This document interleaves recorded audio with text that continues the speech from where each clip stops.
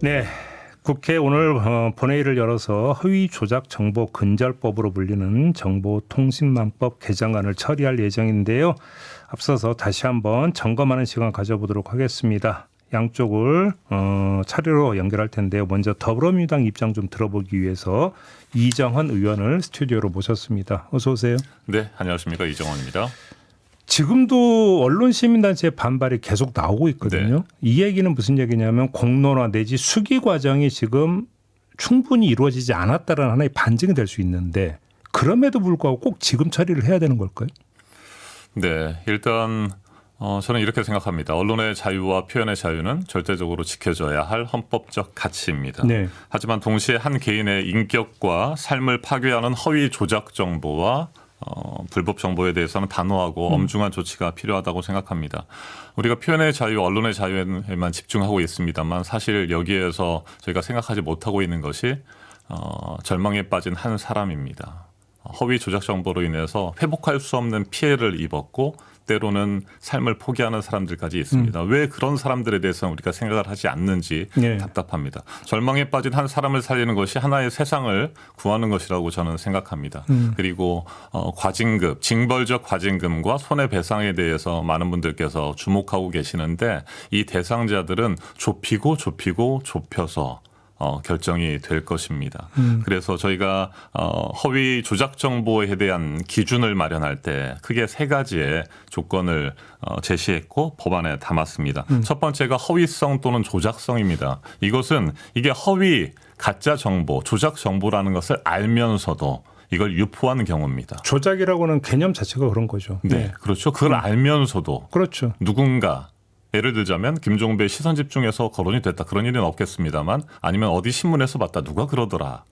그게 분명히 잘못됐다는 것이 알려졌음에도 불구하고 끊임없이 그것을 확대 재생산하고 유통시킵니다.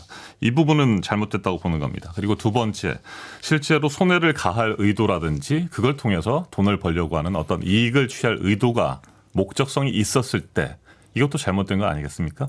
근데 이 두 가지뿐만 아니라 실제로 그걸로 인해서 인격권이라든지 공익 등의 침해가 발생했을 때 이 세 가지 조건이 모두 충족돼야 징벌적 과징금과 손해배상의 대상이 되는 것이죠. 근데 이제 제가 그럼 질문을 조금 네. 바꿔볼게요. 조금 전에 이제 저는 수기가 충분히 이루어졌느냐에 대한 질문을 드렸는데 거기에 대한 네. 답변을 좀 안 주신 것 같은데 네. 그러면 시민단체의 반발은 둘째 치고 민주당 안에서도 예를 들어서 뭐 이제 과방위 거치고 법사위 거치고 다시 본회의에 올라가는 수정의 과정에서 몇 번의 우여곡절이 있지 않았습니까? 네. 이 얘기는 무슨 이야기냐면 시민사회 언론단체와의 어떤 토론이나 이런 거 둘째치고 당 안에서도 뭔가 입장 정리나 이런 게 질서 있게 이루어지지 않았다는 하나의 반증이지 않습니까? 이 점은 어떻게 네. 말씀 주시겠습니까? 수기 과정은 충분히 완벽하지는 않다고 하더라도 끊임없이 가졌다라고 생각합니다. 언론계와 학계, 시민사회단체 그리고 계속해서 요즘에는 뭐 댓글이라든지 의견 표명을 할 수 있는 여러 가지 매체들이 있지 않습니까? 이런 것을 통해서 의견을 수렴하죠. 과방위 차원에서 신중한 검토를 거듭했습니다. 그런데 이제 법사위 소속 의원님들께서는 또 기본적으로 다른 관점에 입각해서 이번 법안을 심사를 하신 것 같습니다. 네. 국민의 기본권 차원인 것이죠. 허위 조작 정보라고 하는 것들이 분명히 있는 것이고 그로 인해서 피해를 입는 사람들이 있는데 이 부분에 대해서 전혀 그 피해들이 회복이 되지 않고 있는 거고 보상도 전혀 이루어지지 않고 있는 것이고 현행법에서도 예를 들어서 몇 년에 걸쳐서 소송을 진행합니다만 고작 뭐 몇백만 원 정도의 뭐 과태료라든지 벌금이라든지 이걸로 쳐 끝나는 것이죠. 그래서 이 부분에 대해서 저희가 계속해서 고민을 했던 것이고요.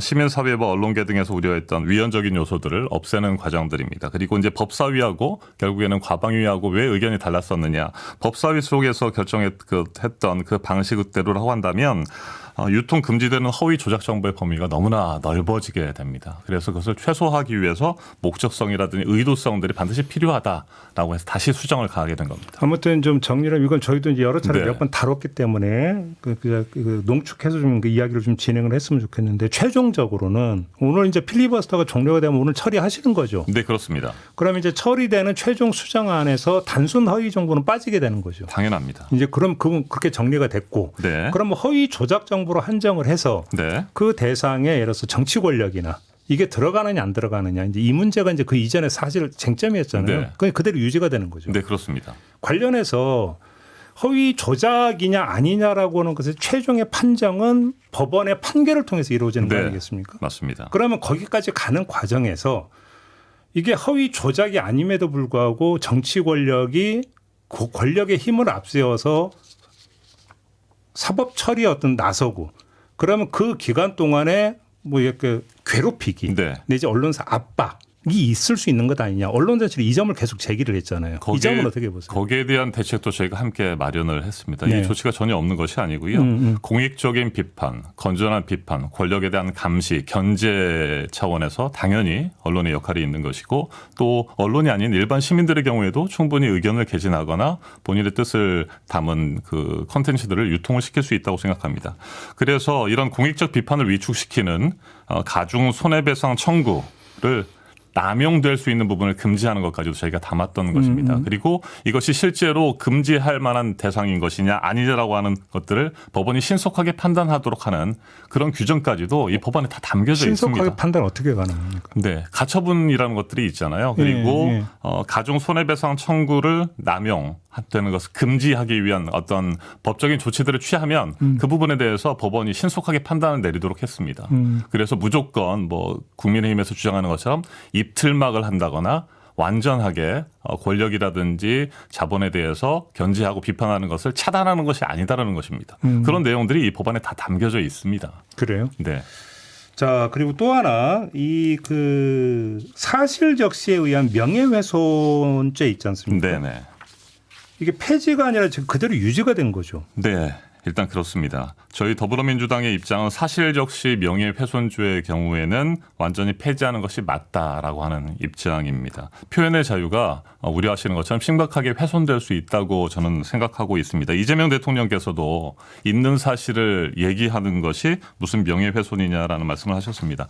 이것을 그래서 그냥 뭐 사실적시 명예훼손 이 부분을 그냥 놔두거나 방치하자는 것은 아니고요. 네. 이건 형사로 처벌할 것이 아니라 민사로. 사실을 적시한 경우에는 민사로 처벌하면 되는 것이 아니냐라고 하는 것이 대통령의 생각이시고 네. 저희의 생각도 마찬가지입니다. 다만 사실적시 명예훼손이라고 하는 것이 형법에 그대로 남아 있다는 것이죠. 그래서 이번에 저희가 정보통신망법만 개정해가지고 되는 문제가 아니기 때문에 이건 앞으로 형법과 함께 정보통신망법을 또다시 개정할 수 있다라고 생각하는 겁니다.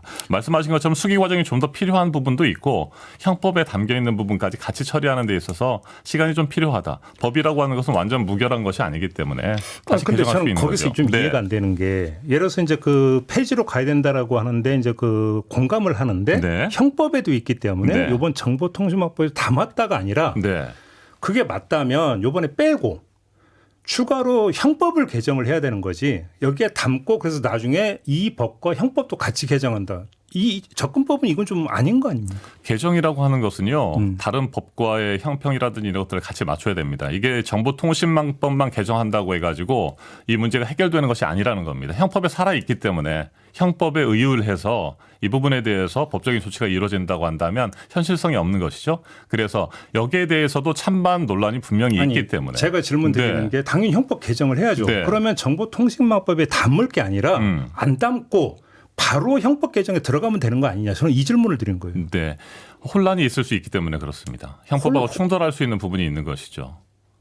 충돌 때문에. 네, 그렇습니다. 아니, 이 그럼- 부분, 네. 그러면 예를 들어서 그 지금 민주당이 지금까지 이제 법안 처리에 속도를 냈던 거와 마찬가지로 형법 개정 속도를 빨리 내면 되는 거죠. 해야죠. 같이 논의를 할 겁니다. 근데 이 접근 네. 이렇게 절차가 이렇게 가는 게 맞는 거예요? 개정안을 만드는 과정들이 예. 그래서 단계가 있는 거 아니겠습니까?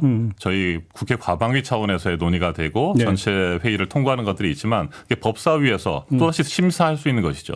법사위에서는 다른 법들까지도 같이 비교하고 또 현실적인 문제들 그리고 더 수기가 필요한 부분들에 대해서는 함께 논의하자라고 해서 일단 유보가 되는 부분들이 있습니다. 그래서 일단 뭐 말씀하신 것처럼 뺄 수도 있겠습니다만 현재는 사실적시 명예훼손이라고 하는 것이 사생활 침해성 사실이라고 하는 조금 다른 그런 용어로 일단 살아있게 되는 것이죠.